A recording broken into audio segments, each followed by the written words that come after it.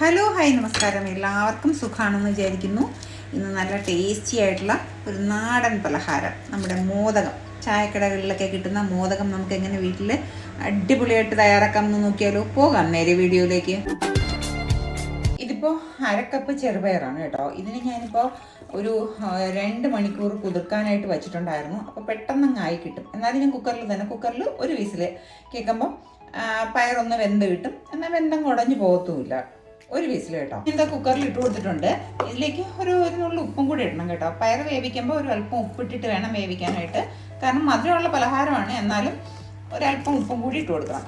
ഒരു 1/4 കപ്പ് വെള്ളം ഒഴിക്കും. വെള്ളം ഒഴിച്ച് ഈ പയറിൽ ഒരു വിസിൽ വരുന്നത് വരെ വേവിക്കും. എന്നിട്ട് പിന്നെ ഒന്ന് നന്നായിട്ട് ആ പയർ എല്ലായിടത്തും എത്തുന്ന രീതിയിൽ ഒന്ന് മിക്സ് ചെയ്ത് കൊടുക്കുക. ഇപ്പോൾ ഞാൻ മട്ട അവിലാണ് എടുത്തേക്കുന്നത്. ഈ മട്ട അവിലും എടുത്തേക്കുന്നത് 1/4 കപ്പിന്. നല്ല അവിൽ നന്നായിട്ട് കഴുകി എടുത്ത് വെച്ചിട്ടുണ്ട്. ഇതിലേക്ക് ഒരല്പം വെള്ളം കൂടി ഒഴിക്കാം. ഒന്ന് കുതിർന്ന് വരണം. ആ ഹെയറൊക്കെ പോയിട്ടുണ്ട്. നമുക്ക് കുക്കർ ഓപ്പൺ ചെയ്ത് നോക്കാം. പയർ വെന്തുടഞ്ഞ് പോയിട്ടില്ല. വെള്ളം മുഴുവനായിട്ട് വറ്റി വന്നിട്ടുമുണ്ട് കേട്ടോ. പയർ ഇങ്ങനെ പിടിക്കുമ്പോൾ വെന്തിട്ടുണ്ട്. ഇങ്ങനെ വെന്താൽ മതി കേട്ടോ. ഇനിയിപ്പോൾ ഞാനൊരു പാൻ എടുപ്പത്ത് വെച്ചിട്ടുണ്ട്. ഗ്യാസ് ഓൺ ചെയ്തിട്ടുണ്ട് കേട്ടോ. ഇതിലേക്ക് നമ്മുടെ മധുരത്തിന് ആവശ്യമായിട്ടുള്ള ശർക്കര ഒന്നുകിൽ നിങ്ങൾ ശർക്കര പാനി വെച്ചിട്ട് അത് അരിച്ചെടുക്കണം. ഞാനിപ്പോൾ അരിച്ച് എടുത്ത് വെച്ചേക്കുന്ന ശർക്കര പാനിയാണ്. നമുക്ക് എത്ര മധുരം വേണമെന്ന് വെച്ചാൽ അതനുസരിച്ചിട്ട് എടുക്കണം കേട്ടോ. തീരെ അങ്ങ് ലൂസായിട്ട് എടുക്കരുത്, കട്ടിയായിട്ട് തന്നെ എടുക്കണം കേട്ടോ. ശർക്കരയൊക്കെ ഒന്ന് ചൂടായി തുടങ്ങിയിട്ടുണ്ട്. ഈ സമയത്ത് നമുക്ക് നമ്മുടെ ഈ പയറുണ്ടല്ലോ, നിങ്ങൾക്ക് പയറിൽ വെള്ളം ഉണ്ടെന്നുണ്ടെങ്കിൽ ആ അവിലും കൂടിയൊക്കെ ഇടുമ്പോൾ ആ വെള്ളം അങ്ങ് പിടിച്ചോളും കേട്ടോ. അപ്പോൾ അതുകൊണ്ട് അത് പ്രശ്നമാക്കണ്ട. ഈ ശർക്കരപ്പാനിയും ഈ പയറും എല്ലാം കൂടി കിടന്നൊന്ന് മിക്സായി അതിൽ കിടന്നൊന്ന് ആവണം. അതിന് വേണ്ടിയിട്ടാണ് ഞാൻ ഈ പയർ ഒരുപാട് അങ്ങിട്ട് വേവിക്കാത്തത്. ആ കൂട്ടത്തിൽ കൂടി തന്നെ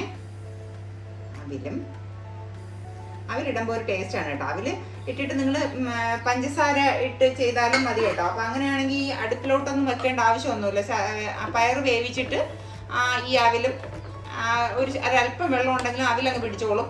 അത് കഴിഞ്ഞിട്ട് അതിലേക്ക് കൂടെ തന്നെ നമ്മുടെ പഞ്ചസാര പൊടിച്ച് അങ്ങ് ഇട്ടാൽ മതി കേട്ടോ. അപ്പം കറക്റ്റ് ആവും. നമ്മൾ പിന്നെ ഇങ്ങനെ ഈ ഇതിൽ വെച്ച് വേവിക്കേണ്ട ആവശ്യമില്ല. പ്രധാനമായിട്ടും ഇടുന്നത് തേങ്ങ. 1/4 കപ്പ് തേങ്ങ ഞാൻ ഇട്ടിട്ടുണ്ട്.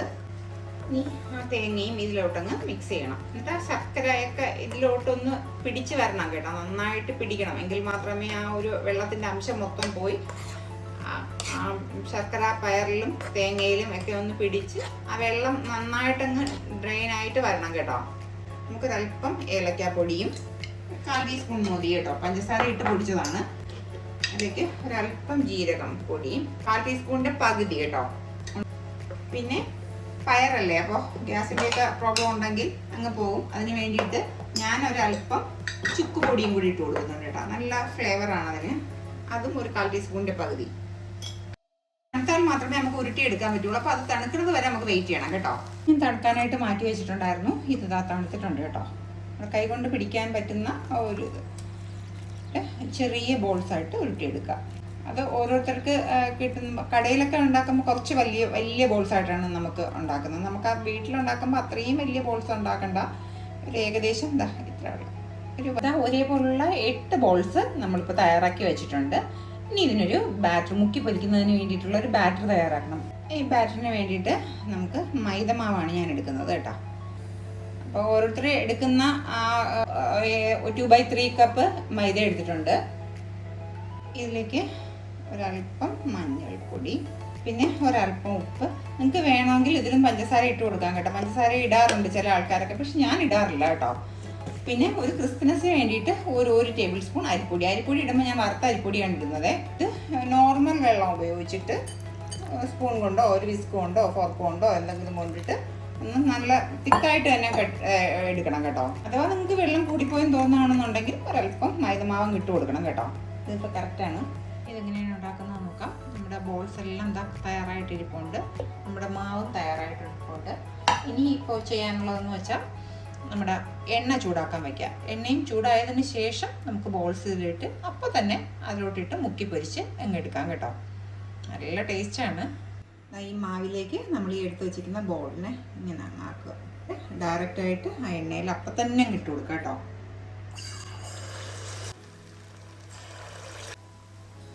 ഒരു വശം ഒന്ന് ആകുന്ന സമയത്ത് ഒന്ന് പതുക്കെ ഒന്നങ്ങ് തിരിച്ചിട്ട് കൊടുക്കണം കേട്ടോ, അല്ലെങ്കിൽ പെട്ടെന്ന് ഉടഞ്ഞു പോകും.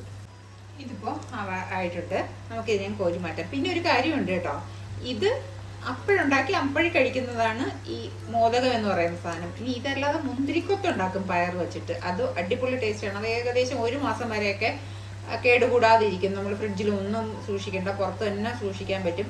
അത് വെക്കേഷൻ ടൈമൊക്കെ ആകുമ്പോഴത്തേക്ക് വീടുകളിലൊക്കെ പണ്ടൊക്കെ അതായിരുന്നു ഇട്ട് വെക്കുമായിരുന്നു, ഉണ്ടാക്കി വെക്കുമായിരുന്നു. നല്ല ഗുണമുള്ള സാധനമാണ്, ചെറുപയർ കൊണ്ടാണ് ഉണ്ടാക്കുന്നത്. അതും നല്ല ഗുണമുള്ള സാധനമാണ്, കുറേ ദിവസം കേടുകൂടാതിരിക്കും. അത് പക്കാവട അങ്ങനെയൊക്കെയുള്ള സാധനങ്ങളൊക്കെ. ഇതൊന്ന് കോരി മാറ്റാം.